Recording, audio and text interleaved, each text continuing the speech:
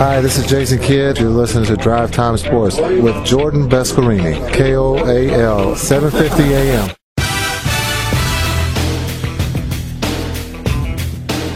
Things are getting extremely interesting in the NBA playoffs, especially in the East. We got a Game 7 between the Celtics and the Raptors. We're going to talk all things NBA and focus heavily on the Eastern Conference right now with our next guest.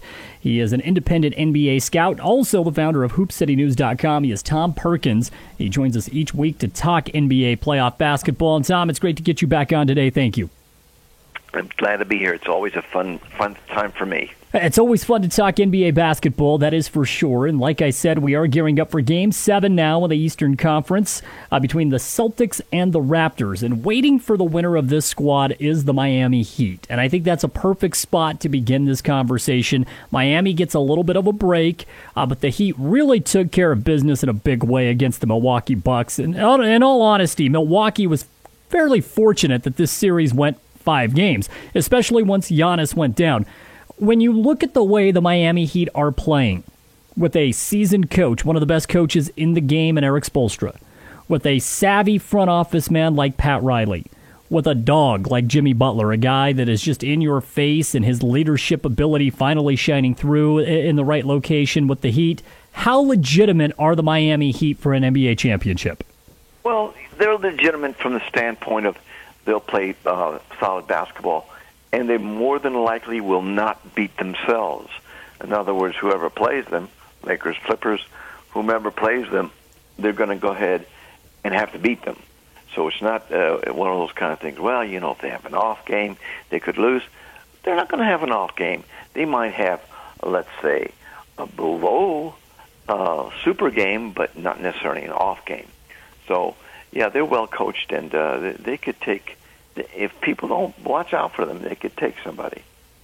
And we've seen that. And I know last week when we had you on the show, we talked about Jimmy Butler scoring 13 points, and this team still found a way to get a win. And I think one of the biggest misconceptions about the Heat, while Butler is an obvious MVP candidate, I don't think you can deny that. Still looking at Miami, this team is a lot more than just Jimmy Butler. I mean, that's kind of the mentality. He's the guy that's going to push it. But you have Adebayo. We could talk about Goran Dragic, who has played very, very good, averaging about 35 minutes a game, somewhere along that mark. Tyler Hero. Jay Crowder. This team is a lot more than just Jimmy Butler. Oh, yeah, for sure. I mean, they've got guys that come off the bench and can hit three-pointers. I mean, it's pretty incredible the kind of talent they have. So, yeah, you have to give them more credit than just Jimmy Butler. Now, Olynyk is a little bit banged up here, but he is also very pivotal in their makeup. I meam, Tyler Hero, what a name, huh? Tyler Hero is a superb three-point shooter. And like you said, Bam Adebayo is right there as far as being able to bang in the middle. So, yeah, they've got some pieces that can give anybody trouble who don't respect them.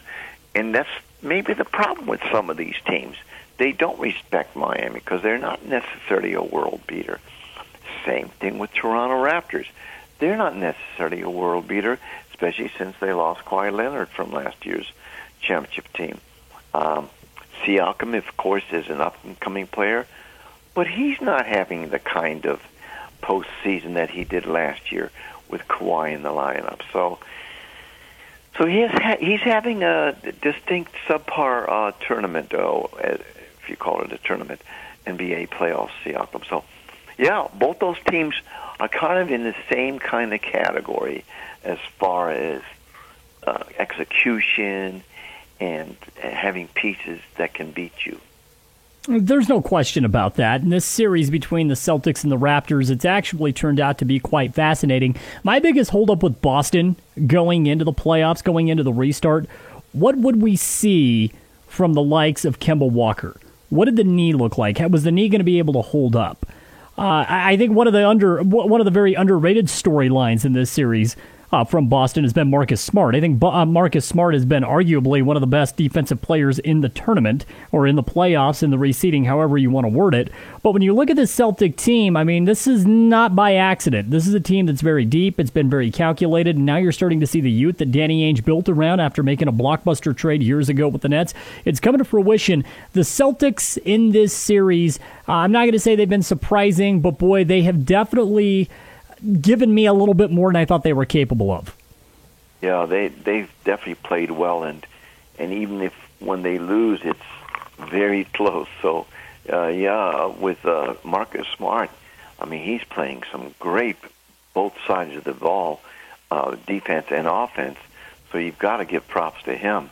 He's really going to get a big-time contract next time his contract is up.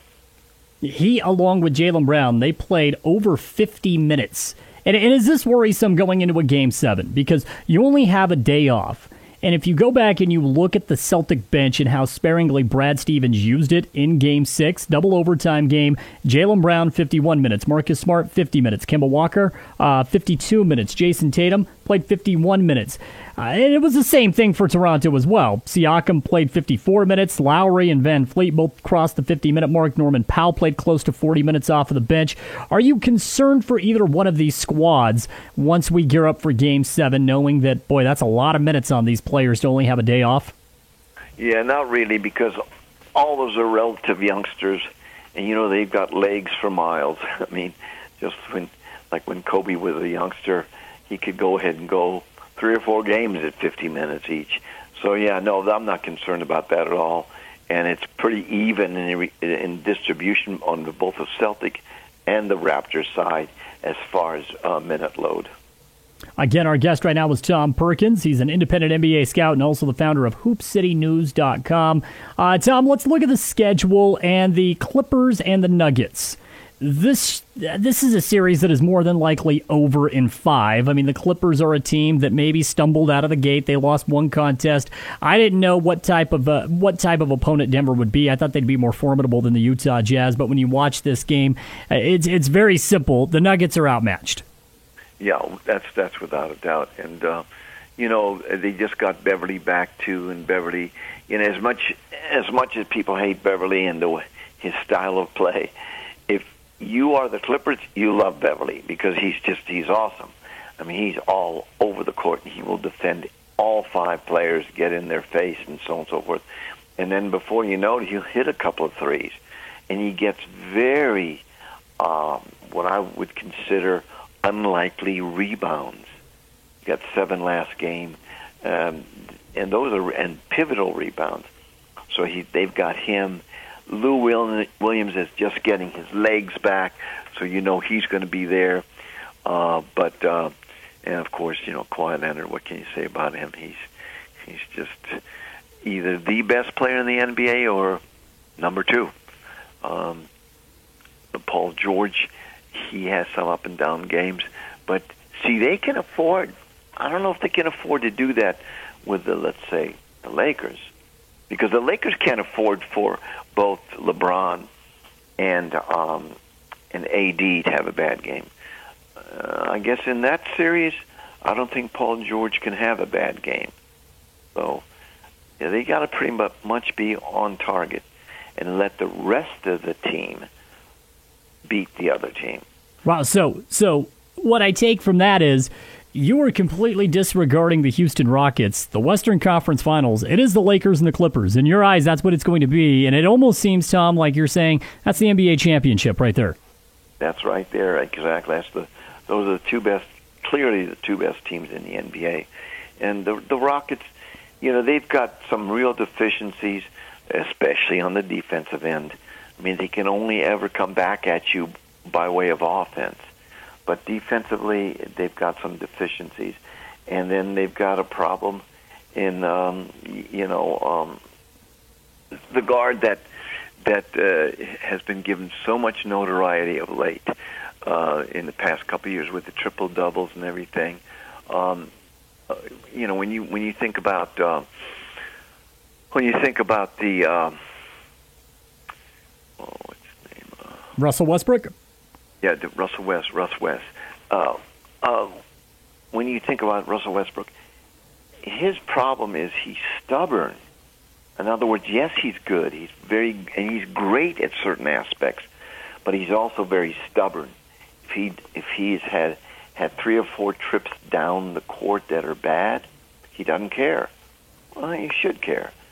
I mean, this is a real psychological fine line.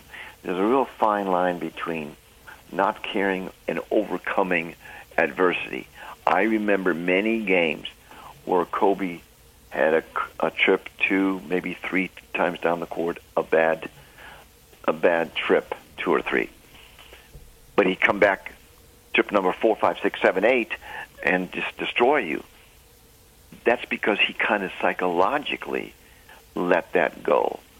But Russ Westbrook, if he didn't hit a shot a couple times down the court, that would be, let's say, a 3-pointer or a long 2, he'd continue to shoot. And maybe he should go in for a drive every now and then at that time. So he's pretty stubborn, and his stubbornness gets him in trouble.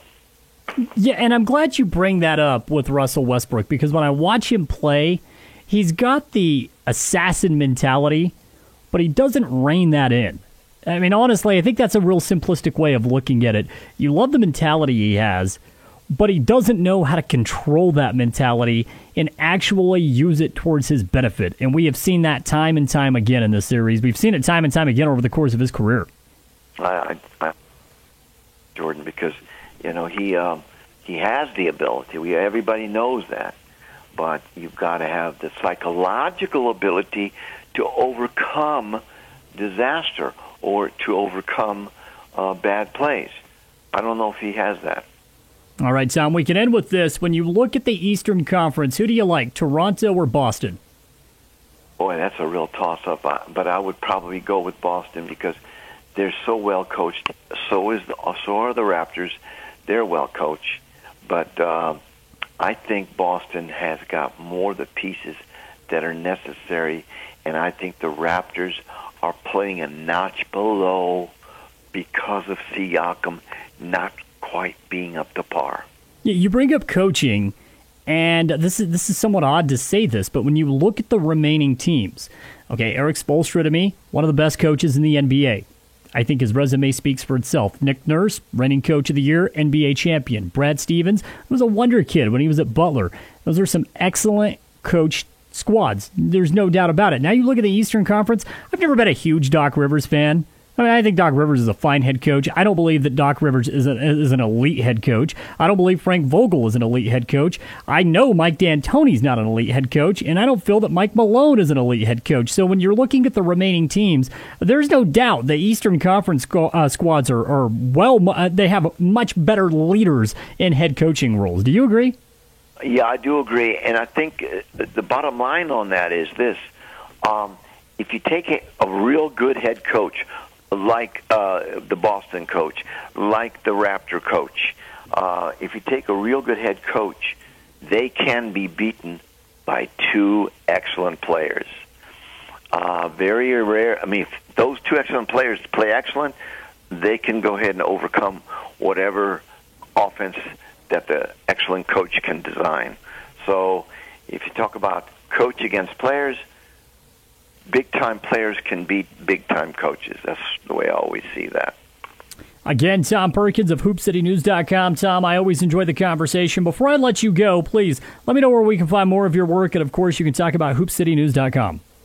Yep, you can find all my articles and statistics and every kind of neat thing that you want to know about basketball, NBA playoffs, and player personnel, and evaluations on my site, HoopCityNews.com.